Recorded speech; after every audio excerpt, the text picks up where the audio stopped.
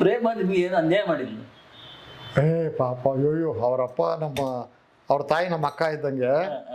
ಅವರಪ್ಪ ನಮಗೆ ಪಾಪ ಬ್ರದರ್ ಭಾವನ್ ಥರ, ನಾವು ಒಂಥರ ಫ್ಯಾಮಿಲಿ ರಿಲೇಷನ್ನು.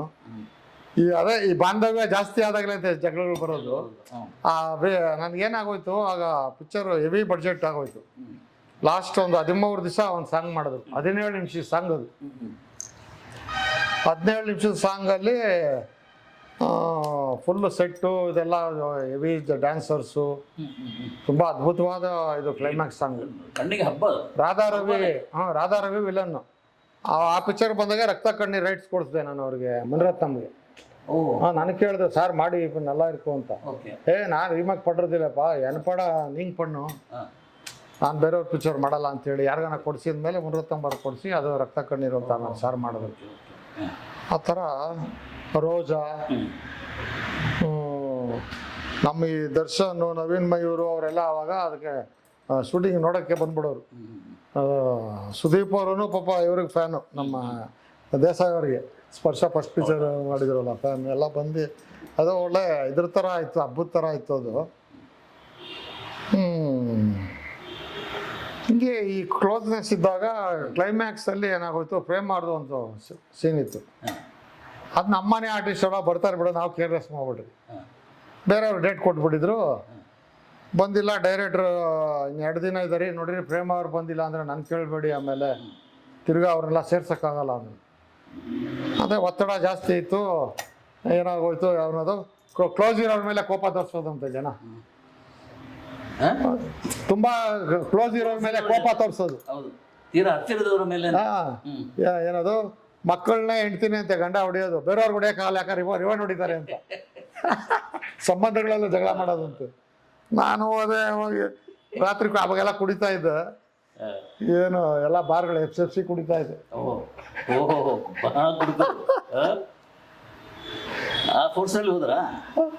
ಹೋಗಿ ಮನೆ ಕಾರ್ಗೆ ರಗಿಸಿ ಮಾಡಿದೆ, ಬ್ಲಾಸ್ಟ್ ಮಾಡಿ ಯಾರ್ದು ಎಳ್ಕೊಂಡು ಬಂದು ಇಮಿಡಿಯೇಟ್ ಶೂಟಿಂಗ್ ಕರ್ಕೊಂಡೋಗ್ಬಿಟ್ಟೆ.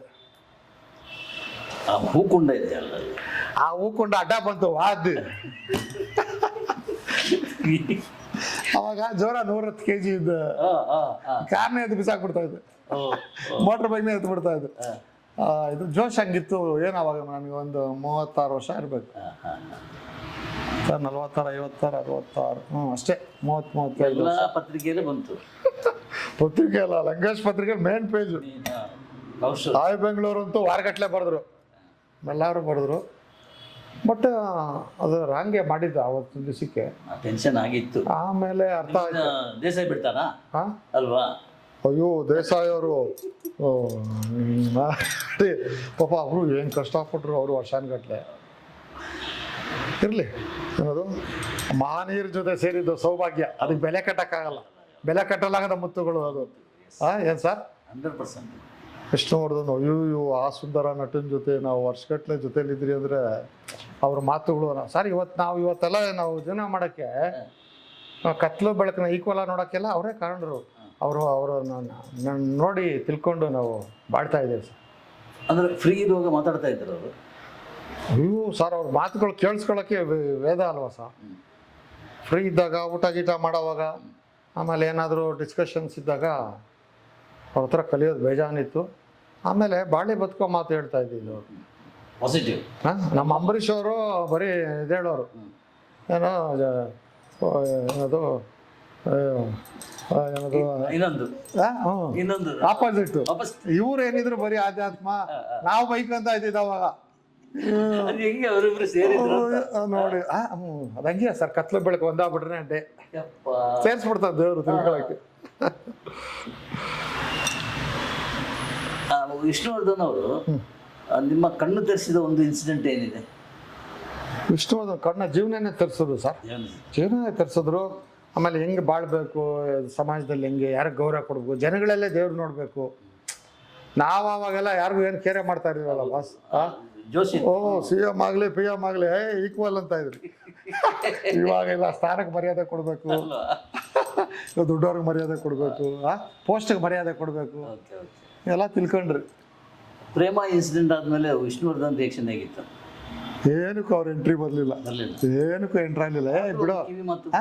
ಒಂದು ಕಿವಿ ಮಾತು ಸ್ವಲ್ಪ ಯಾಕೆ ದುಡುಕ್ದೆ ಅಂತಂದರು. ಆಮೇಲೆ ಇಲ್ಲ ಸರ್ ನೀವು ಇದರಲ್ಲಿ ಆಗೋಯ್ತು. ಅವರು ಒಂದು ವಾರ ಆದಮೇಲೆ ಅಲ್ಲಿವರೆಗೂ ಅವರೇನು ಅದ್ರ ಬಗ್ಗೆ ರಿಯಾಕ್ಷನ್ ಕೊಡಲಿಲ್ಲ. ಒಂದು ವಾರ ಆದಮೇಲೆ ಕರೆಸಿ ಹೇಳಿ ಆಮೇಲೆ ಹೋಗಿ ರಾಜಿ ಮಾಡ್ಕೊಂಬಂದ್ಬಿಡಿ ಕೋರ್ಟಲ್ಲಿ ಅಂತೇಳಿ. ಎಸ್ ಸರ್ ಅಂತೇಳಿ ಕಂಪ್ಲೇಂಟ್ ಆಯ್ತು. ಕಂಪ್ಲೇಂಟ್ ಆಗಿತ್ತು. ಹಾಂ, ಜೆ.ಪಿ.ಎನ್ ಕಂಪ್ಲೇಂಟ್ ಆಗಿ ಕೋರ್ಟ್ಗೆಲ್ಲ ಹೋಗಿತ್ತು. ಕೋರ್ಟ್ಗೆ ಹೋಗಿ ನಾವು ಅವ್ರ ತಂದೆಯವರು ಎಲ್ಲ ರಾಜಿ ಮಾಡಿಕೊಂಡು ಸಾರ್ಗೆ ಬಂದು ಹೇಳಿ ಇಬ್ಬರಿಗೂ ಹೊಡಿಸಿ ಹಿಂಗಂದ್ರು ಅಷ್ಟೇ. ಮರ್ತು ಬಿಡಿ, ಅದಕ್ಕೆ ಮೊದಲೇ ಮರ್ತು ಬಿಟ್ಟಿದ್ರಿ ನಾವು. ನಮ್ಮಲ್ಲಿ ಇದೇ ಇಲ್ಲ ಏನೋದು ಆ ಮೂಮೆಂಟಲ್ಲಿ ಅಷ್ಟೇ ನಾವು. ಅವ್ರಿಗೆ ಗೊತ್ತಾಗೋಯ್ತು ಅವ್ರಿಗೂ. ಆಮೇಲೆ ಪ್ರೇಮ ಸಿಕ್ಕಿದಾಗೆಲ್ಲ ಅದೇ ನಮ್ಮ ಅಕ್ಕ ಅದೇ ಬಾಂಧವ್ಯ ಬರ್ತದೆ. ಅದೊಂದು ಏನದು ಊಟದಲ್ಲಿ ಕರಿಬೇವು ಬಂದಂಗೆ. ಅಲ್ಲ, ಹುಚ್ಚ ಸಿನಿಮಾ ನೀವು ಮಾಡಬೇಕಾಗಿತ್ತು. ನಿಮ್ಮ ಅದಕ್ಕೆ ತಯಾರಿ ಇದೆಯಲ್ಲ, ಎಕ್ಸಸೈಸ್ ಮಾಡಿದಾಗಲಿ, ಬಾಡಿ ಬಿಲ್ಡ್ ಮಾಡಿದಾಗಲಿ ಅಥವಾ ಬಾಡಿ ಕರಗಿಸಿದಾಗಲಿ, ಇದೆಲ್ಲ ಫೋಟೋ ನನ್ನ ಹತ್ರ ಇತ್ತು, ನಾನು ಪ್ರಿಂಟ್ ಮಾಡಿದ್ದೀನಿ. ಹೌದು. ಮತ್ತೇನಾಯ್ತು ಮಧ್ಯೆ? ಅದು ಅವಾಗ ಹಂಗೆ ತೆಲುಗು, ತಮಿಳು, ಹಿಂದಿ ಎಲ್ಲ ರಿಲೀಸ್ ಮಾಡ್ತಾ ಇದ್ನಲ್ಲ ಪಿಕ್ಚರ್ಗಳು. ಫುಲ್ ಬ್ಯುಸಿ ಆಗಿತ್ತು. ಆ ಪಿಕ್ಚರು ನಾನು ಮಡ್ರಾಸಲ್ಲಿ ನಾವು ಸ್ನೇಹಿತರು ಒಂದು 5 ಜನ ಹೋಗಿದ್ರಿ. CA-6 ಅಂತ ಒಂದು ಮಾರುತಿ ವ್ಯಾನಲ್ಲಿ ಹೋಗಿ ಆ ಪಿಕ್ಚರು ಫಸ್ಟ್ ಡೇ ರಿಲೀಸು. ರಾಜ್ಕುಮಾರಿ ಥಿಯೇಟ್ರ್ ಅಂತ ತಾಯಿ ನಾಗೇಶ್ದು, ಅಲ್ಲಿ ಸೆಕೆಂಡ್ ಶೋಗೆ ಅರೇಂಜ್ ಮಾಡಿದ್ರು ಪ್ರೊಡ್ಯೂಸರ್ ಕನ್ಸಾಮಿ ಅಂತ. ನಾವು 5 ಜನ ಕೂತ್ಕೊಂಡು ಸೇತು ಅಂತ ಫಸ್ಟ್ ಡೇ ನೋಡಿದ್ರೆ ಹೋದ್ರೆ ಥಿಯೇಟ್ರಿಗೆ ಒಂದು 300 ಜನ ಇದ್ರು. 1200 ಜನ ಇರೋ ಥಿಯೇಟ್ರದು ಒಂದು 300 ಜನ ಇದ್ರು ಮೇಲೆ ಕೆಳಗಡೆ ಎಲ್ಲ. ನಾವು ಒಂದು 6 ಜನ ಹೋದ್ರಿ. ಹೋದ್ರೆ 2 ರೀಲ್ ಆಗ್ತಾ ಇದ್ದಂಗೆ ನಮ್ಮಿನ ಫ್ರೆಂಡ್ ಹೊಟ್ಬಿಟ್ರು, ರಮೇಶ್ ಅಂತ. ಇಂಟರ್ವಲ್ ಆಯಿತು, ಇನ್ನಿಬ್ರು ಹೊಟ್ಬಿಟ್ಟಿದ್ರು, ನಮ್ಮ ನಾಗರಾಜು, ಗಜೇಂದ್ರ ಅಂತ ಇದ್ರು. ಅವರು ಹೋಗ್ಬಿಟ್ರು ಇಂಟರ್ವಲ್ಗೆ. ಇಂಟರ್ವಲ್ ಆಗಿ ಸ್ವಲ್ಪ ಹೊತ್ತಿಗೆ ನಾನು ಕನ್ಸಾಮಿ ಇಬ್ಬರು ಇದ್ರಿ. ಅವರನ್ನು ಸರ್ ಪೋಲಮ್ಮ ಅಂದರು, ಅಂದರೆ ಹೋಗೋಣ ಅಂದರು. ಸರ್ ಬೇಡ ಇರಿ ಸರ್ ಕೂತ್ಕೊಳ್ಳಿ ನೋಡೋಣ ಅಂತಂದ್ರೆ ಪಿಕ್ಚರ್ ಎಲ್ಲ ನೋಡಿದ್ರಿ. ಪಿಕ್ಚರ್ ನೋಡಿದ ಮೇಲೆ ಅಲ್ಲಿ ಶ್ರವಣ ಭವನ, ಅಲ್ಲಿ ರಾತ್ರಿ ಊಟ ಇಲ್ಲ. ಅಲ್ಲೋ ಹಿಂಗೆ ತಿಂಡಿ ತಿನ್ಬಿಟ್ಟು ಕಾಫಿ ಕುಡಿಯೋಕೆ ಹೋದ್ರಿ. ಸಿಗರೇಟ್ ಎಲ್ಲ ಹೊಡಿತಾ ಇದ್ರಿ. ಅವಾಗ ಎಣ್ಣೆ ಬೇರೆ ಹುಡ್ಕಕ್ಕೆ ಕಳಿಸಿದ್ರು. ಹೋಗಿ ಅವಾಗೆಲ್ಲ ಏನದು ಎಣ್ಣೆ ಇಲ್ದಿದ್ದು ಊಟ ಸೇರ್ತಾ ಇರಲಿಲ್ಲ ಅಲ್ಲ, ಏನದು ಸಿಸ್ಟಮ್. ಹೋಗ್ಬೇಕು, ಆಮೇಲೆ ಮಧ್ಯಾಹ್ನ ಬುಕ್ಕಿಂಗ್ ಹೋಗ್ಬಿಟ್ರೆ ಜಾಸ್ತಿ ಪಿಕ್ಚರ್ ಬುಕ್ಕಿಂಗ್ ಹೋಗ್ಬಿಡೋದು. ಹೋಗ್ಬಿಟ್ರೆ 1 2 ಅವರ್ ರೆಸ್ಟು, 3 ಜನ ಪಾರ್ಟ್ನರ್ಸು ಅಲ್ಲೇ ಆಫೀಸಲ್ಲಿ ಆ ಟೇಬಲ್ ಮಾಡಿ ಕಾರ್ಯಕ್ರಮ, ಪಾನಗೋಷ್ಠಿ ಆ ಥರ ಆಯ್ತು. ಆ ಥರ ಇದ್ದಾಗಲೇ ನಮ್ಮ ರಾಕ್ಲ ವೆಂಕಟೇಶ್ ಆ್ಯಕ್ಟಿಂಗ್ ಕೇಳ್ಕೊಂಡು ಬಂದಿದ್ರು. ಅವಾಗ ರಾಕ್ಲ ವೆಂಕಟೇಶ್ ಅವರು ಆ್ಯಕ್ಟಿಂಗ್ ಕೇಳ್ಕೊಂಡು ಬಂದಿದ್ರು ಅವಾಗ. ಪ್ರಜಾಪ್ರಭುತ್ವ ಪಿಕ್ಚರ್ಗೆ ನಮ್ಮ ಮ್ಯಾನೇಜರ್ ಅವ್ರು ಬಾರಲ್ಲಿ ಕುಡಿಯೋಕೆ ಹೋಗೋನು, ವೀರೇಶ ಅಂತ, ಅವನು ಹೇಳ್ಬಿಟ್ಟು ಕರ್ಕೊಂಡ್ಬಂದಿದ್ದ. ಆಮೇಲೆ ನಾನು ಹೇಳಿದೆ 405 ಕರ್ಕೊಂಡು ಹೋಗಪ್ಪ ರಾಜೇಂದ್ರ ಬಾಬು ಅವ್ರಿಗೆ, ಅಲ್ಲಿ ಇದು ಮಾಡಿಸು ಅಂತೇಳಿ ಹಂಗೆ ಕ್ಲೈನ್ ಹೌದು ಆಕ್ಲೈನ್ ಮಾಡೋಕ್ಕೆ. ಹೌದು, ಅಂಬರೀಶ್ ಅವ್ರಿಗೆ ಅವಾಗ ಡೂಪಾಗಿ ಎಂಟ್ರಿ ಕೊಟ್ಟು. ನಿಮ್ಮ ಹತ್ರ ಪಾತ್ರ ಕೇಳ್ಕೊಂಡು ಬಂದಿದ್ದೀರಾ? ಹೌದು, ನಮ್ಮ ಮ್ಯಾನೇಜರ್ ಹತ್ರ ಕೇಳ್ಕೊಂಬಂದು ನಮ್ಮ ಹತ್ರ ಬಂದರು. ಹಂಗೆ ನಾನು ಕರ್ಕೊಂಡು ಹೌದು ಅವಕಾಶ ಕೊಟ್ಟು. ಹೌದು ಸರ್. ಆಮೇಲೆ ಇದು ಸಿನಿಮಾ ಹುಚ್ಚದ ಇದು ಸೇತು ಹಿಂಗೆ ಅಲ್ಲಿ ನೋಡ್ತಾ ಎದ್ದು ಬಂದ್ಬಿಡ್ರಿ. ಹಿಂಗೆ ಇದ್ದಾಗ ನಾವು ಅವ್ರು ಹೇಳಿದ್ರು, ನಾನು ಹೇಳಿದೆ ಸರ್ ಇದು ಮಂಗಳವಾರ ಪಿಕ್ಚರು, ಇವತ್ತು 300 ಜನ ಇದ್ದಾರೆ ಸರ್, 30% ಇದೆ, 100% ಫುಲ್ ಆಗಬಿಡುತ್ತೆ ನಿಮಗೆ, 25 ವಾರ 50 ವಾರ ಹೋಗುತ್ತೆ ಪಿಕ್ಚರು ಒಂದು. 50 ವೀಗ ಏನೋ ಸರ್ ಕಿಂಡಲ್ ಪಡ್ರಿಂಗ್ಲಾ ಅಂದರು. ಕಿಂಡಲ್ ಮಾಡ್ತಾ ಇದ್ದೀನಿ ಅಂತ ಅವರು. ಹೌದು, ಇಲ್ಲ ಸರ್ ನಾನು ಇದು ಆ್ಯಸ್ ಎ ಡಿಸ್ಟ್ರಿಬ್ಯೂಟರ್ ಆಗಿ ನನಗೆ ಅದಕ್ಕೆ ಮೊದಲು ಎಸ್ ನಾರಾಯಣ್ದು ಪಿಕ್ಚರ್ಗಳೆಲ್ಲ ರಿಲೀಸ್ ಮಾಡ್ತಾ ಇದ್ದೆ. ತವರಿನ ತೊಟ್ಲು ಈ ಪಿಕ್ಚರ್ಗಳೆಲ್ಲ ನನಗೆ ಆ ಲೇಡೀಸ್ ಪಿಕ್ಚರು. ಆಮೇಲೆ ಜನ ಹಿಡ್ಕೊಂಡ್ಬಿಟ್ರೆ ಉಡಾ ಥರ ಹಿಡ್ಕೊಂಡ್ಬಿಡ್ತಾರೆ. ಆ ಬಂಧನ ಅವೆಲ್ಲ ನನಗೆ ಟೇಸ್ಟ್ ಗೊತ್ತು. ಇದ್ರ ಮೇಲೆ ನಾನು ಹೇಳಿದೆ ಅವ್ರಿಗೆ, ಸರ್ அப்படி எதனா ಪಿಕ್ಚರ್ ಇಟ್ಟಾಚೇನ ಕರ್ನಾಟಕನ ರಿಲೀಸ್ பண்ணித்தரேன் உங்களுக்கு எனக்கே கொடுக்கணும் ಅಂತ ಅಷ್ಟೊತ್ತಲ್ಲಿ ಒಂದು ಮಾತು ಆಡ್ಬಿಟ್ರಿ. ಬಂದ್ಬಿಟ್ರಿ ಹಿಂಗೆ ಬೇರೆ ಪಿಕ್ಚರ್ ಯಾವುದೋ ತೊಗೊಂಡು ಬಂದರೆ 4 ವಾರ ಆಯಿತು. ಒಂದು 3 ಪ್ರಿಂಟು ಫೋಟೋ ಕಾರ್ಡು ಎಲ್ಲ ಹಾಕ್ಬಿಟ್ಟು ಟ್ರಂಕಾಲ್ ಮಾಡ್ತಾವ್ರೆ. ಅಣ್ಣೇ ಇದನ್ನು ಪಿರಿಕೆ ಪೊಟ್ಟಿ ಏನು ಪಿರಿಕೆ ಇದು ಯಾವುದಪ್ಪ ಇದು ನಮಗೆ ಗೊತ್ತಿಲ್ಲ, ನನಗೆ ಸೊಲ್ಲಿಂಗಳ ಅಣ್ಣ ನಲ್ಲ ಪಿಕ್ಚರ್ ಪಿಕಪ್ ಆಯಿಟ್ರಿಕು ರಿಲೀಸ್ ಮಾಡೋದು ರೆಡಿ ಪಣ್ಣಿಂಗು.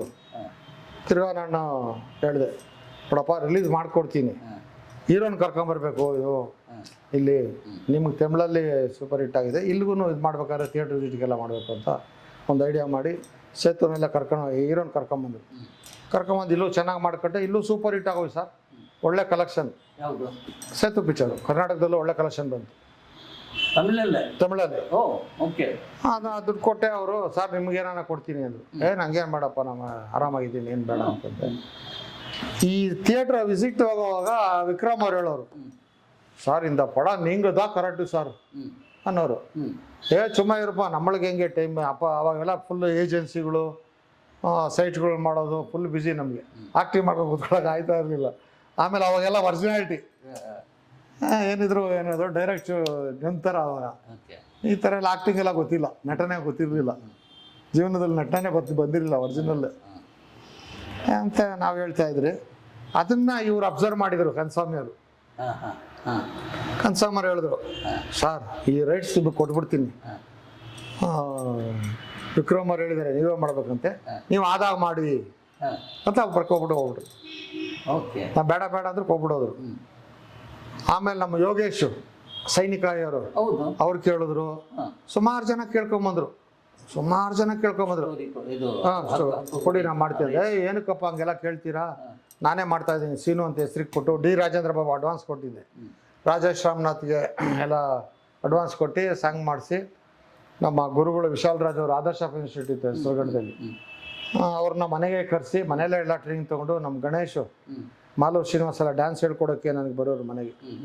ವಿಶಾಲ್ ರಾಜ್ ಗುರುಗಳು ಮನೆಗೆ ಬಂದು ಪಾರ್ಟ್ ಟೈಮ್ 4 ರಿಂದ 6 ಅದೊಂದು ಹಂಗೆ ಚೆನ್ನಾಗಿ ನಡೀತಾ ಇತ್ತು. ಇನ್ನೇನು ಪಿಕ್ಚರ್ ಶೂಟಿಂಗ್ ಎಲ್ಲ ರೆಡಿ ಆದರೆ ಸ್ಪರ್ಶ ಪಿಕ್ಚರ್ ಹುಚ್ಚಾಲ ಸೀನು ಅಂತ ಹೆಸರಿಟ್ಟಿದ್ದು, ನನ್ನ ಹೆಸರು ಇಕ್ಕಿದ್ರಿ. ಹಂಗೆ ಇದ್ದಾಗ ಒಂದು ಉಪೇಂದ್ರ ಪಿಕ್ಚರ್ಗೆ ಅವಾರ್ಡ್ ಬಂತು, best film, best director, best film ಅಂತ. ಅದು ಹೈದರಾಬಾದಲ್ಲಿ ಹೋದ್ರಿ ನಾವು, ಹೀರೋ ಸಾರು ಉಪೇಂದ್ರ ಅವರು. ಸ್ಪರ್ಶ ಪಿಕ್ಚರ್ಗೂ ಬೆಸ್ಟ್ ಫಿಲಮ್ ಅವಾರ್ಡ್ ಬಂತು. ಅದಕ್ಕೆ ಸಂಜೀವ್ ಅವ್ರು ಬಂದರು ಅಲ್ಲಿಗೆ ಹೈದರಾಬಾದ್ಗೆ.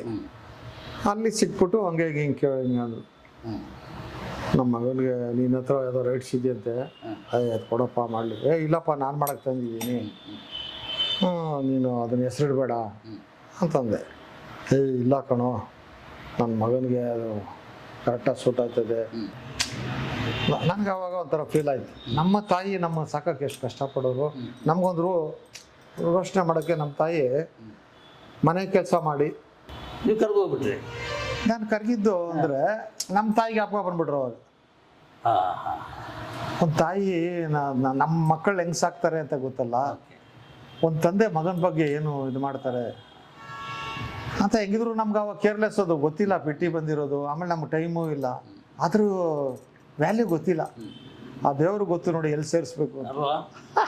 ಎಲ್ಲೋ ಹೈದರಾಬಾದ್, ಎಲ್ಲೋ ಸ್ಪರ್ಶ, ಎಲ್ಲೋ ಆ ಸ್ಕ್ರಿಪ್ಟು. ಅಯ್ಯಪ್ಪ ನೀವು ಕಾಂತಾರ ಹೇಳ್ದಂಗೆ ಆ ಸ್ಕ್ರಿಪ್ಟು ಪರಮಾತ್ಮ ಬರೆಯೋದಿದೆಯಲ್ಲ, ನಾವು ಬರೀ ಪಾತ್ರಧಾರಿಗಳು ಅಷ್ಟೇ. ಆ ಸ್ಕ್ರಿಪ್ಟ್ ಹಂಗಿತ್ತು.